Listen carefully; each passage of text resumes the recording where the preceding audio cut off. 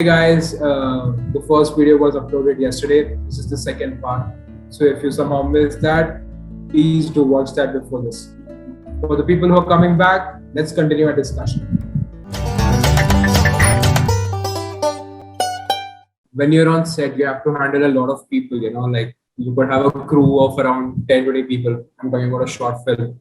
And even the cast, you might have three, four people. So how do you handle when people are not professionals? For example, if you have an actor who's not ready to listen to you, who thinks that the character has to go in a different direction than what you had envisioned, even when you have written the script. So obviously, you might know more about the character.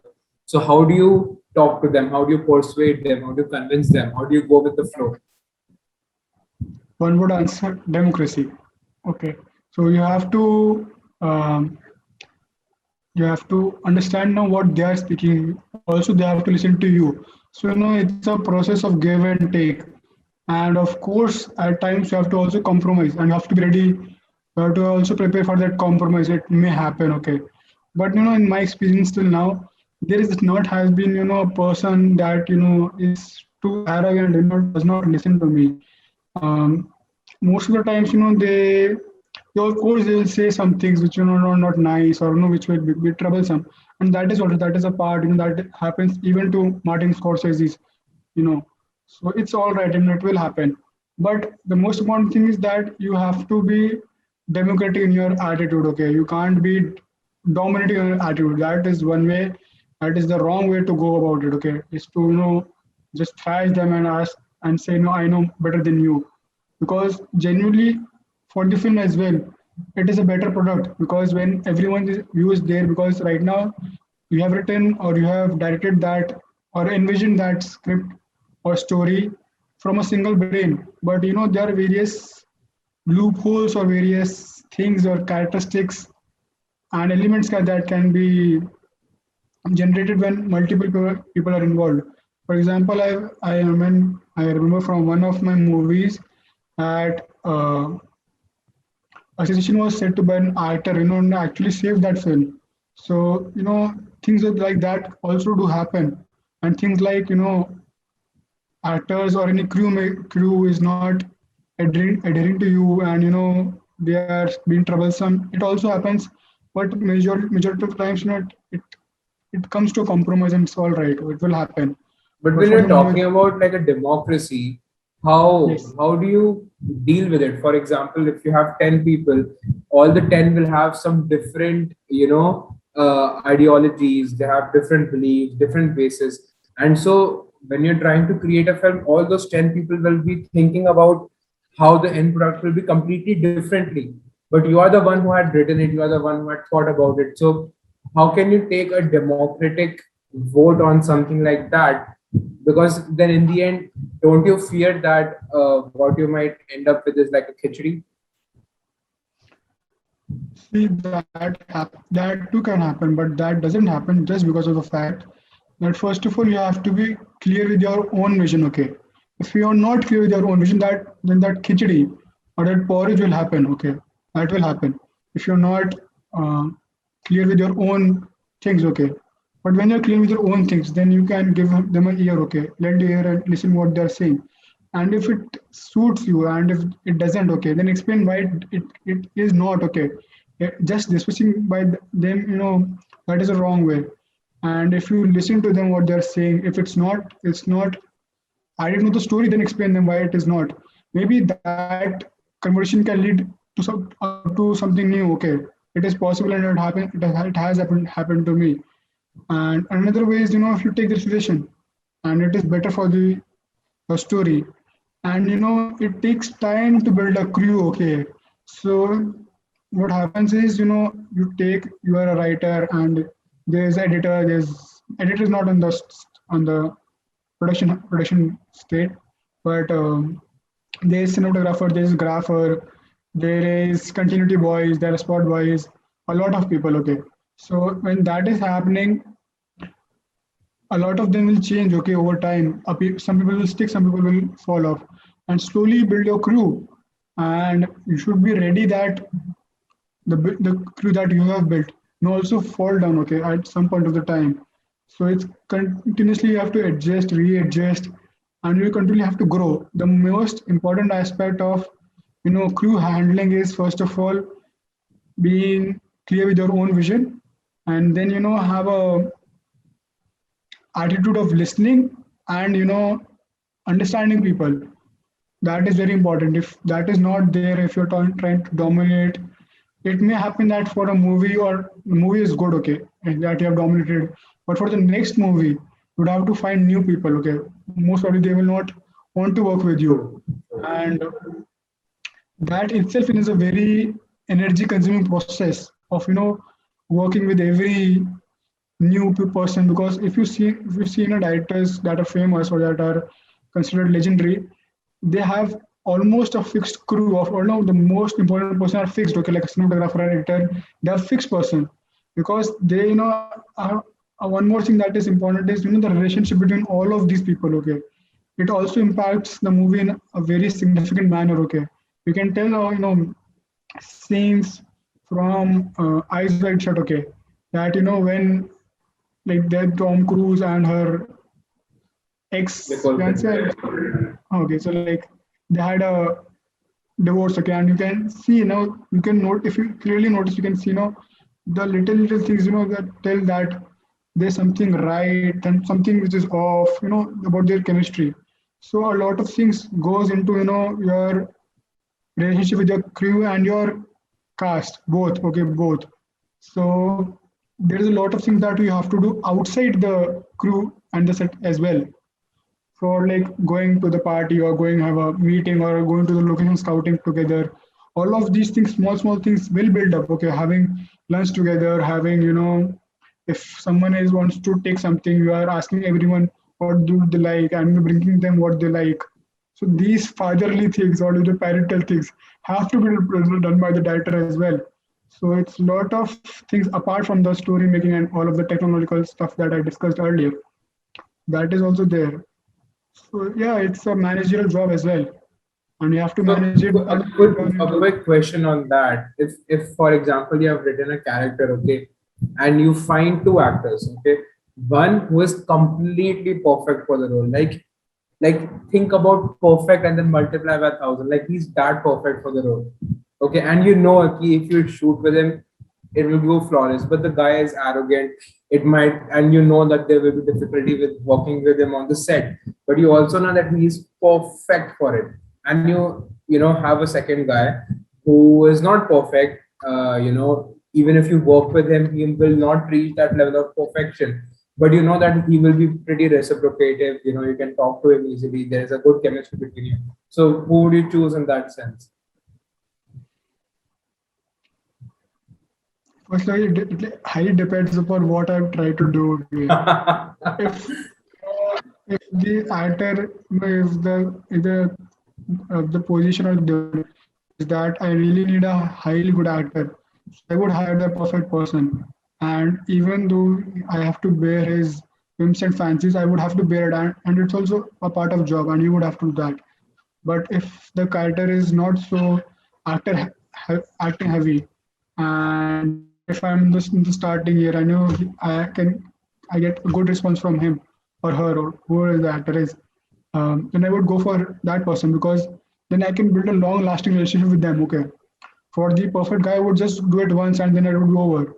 Or like I would do it, but so there are people, there are actors. Okay. Who is that actor of who played the joke? Phoenix. Okay. Phoenix. Okay. Joaquin Joaquin Phoenix, yeah. Phoenix. Joaquin Phoenix himself said that he was difficult to work in his early years, and a lot of people are still are, but it doesn't mean that you don't have to include them. Okay, they also have their own perks and all and pros. Okay, so you work around them. Okay, so for example, if a character which is very heavy actor, then I would obviously choose the perfect actor. Okay, and even have to do something to I have to take his all of the bullshit. I would take it, because at the end it's all about the film. Okay, you have to keep the film after everything. Okay, after your own well-being as well, if you can.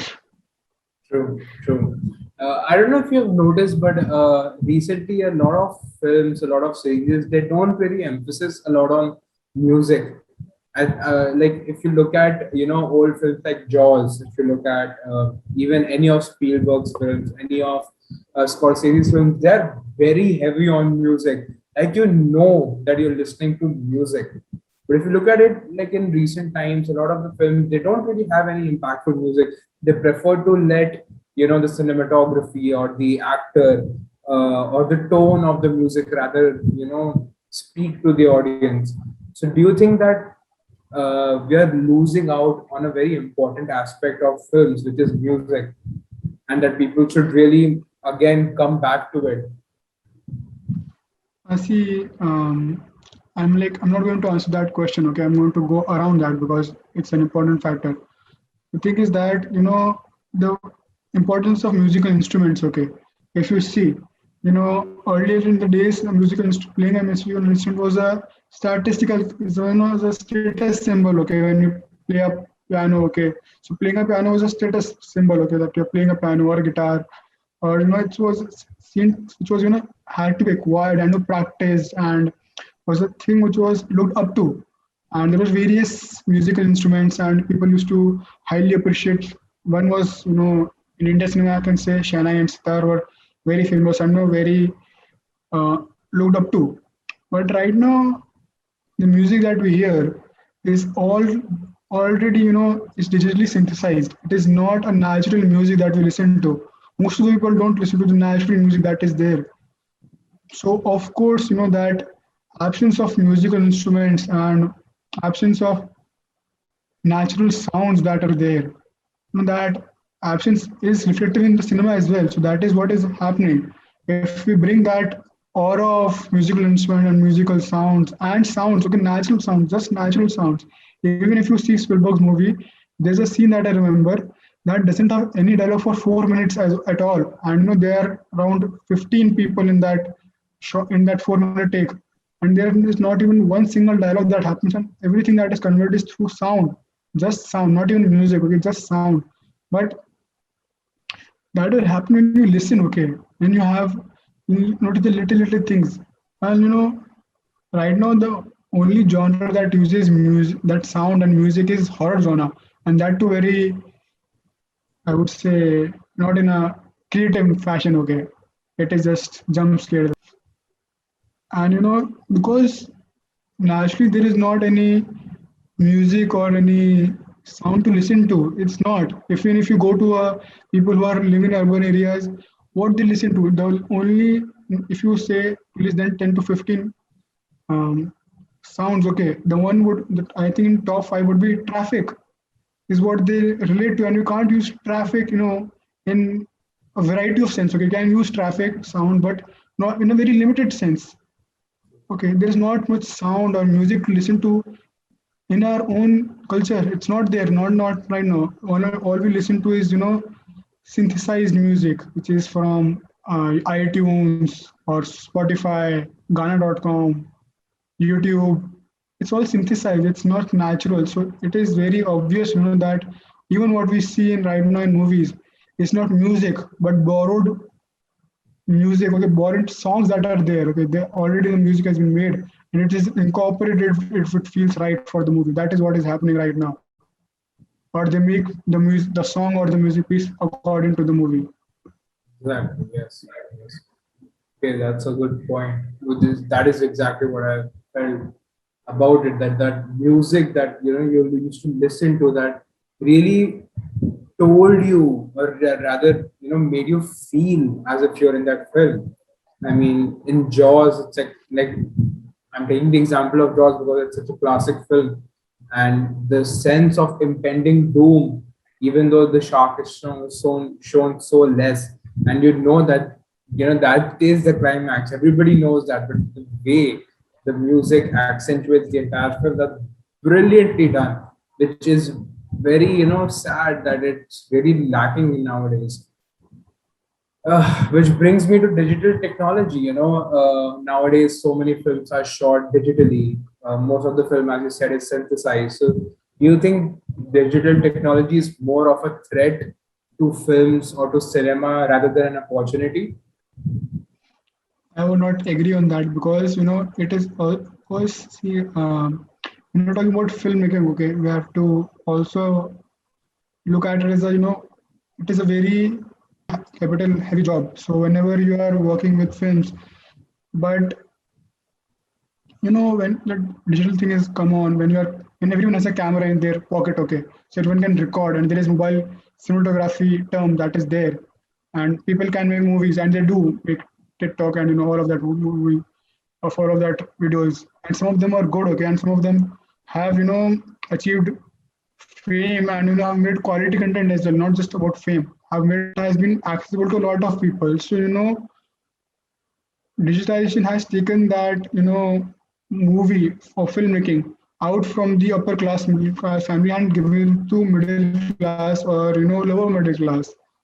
So their stories can bring up. So that is one in one way that in recent movies, especially in Bollywood, you will see rural India more because the power of cinema has reached those people as well, and they're trying to rewrite and they're trying to incorporate into filmmaking. They were earlier as well as audience, but right now they're as filmmakers. So that is very important part. And also there are a lot of people like Dalits, and there are a lot of people who have, or just homophobic people. The people LGBT community.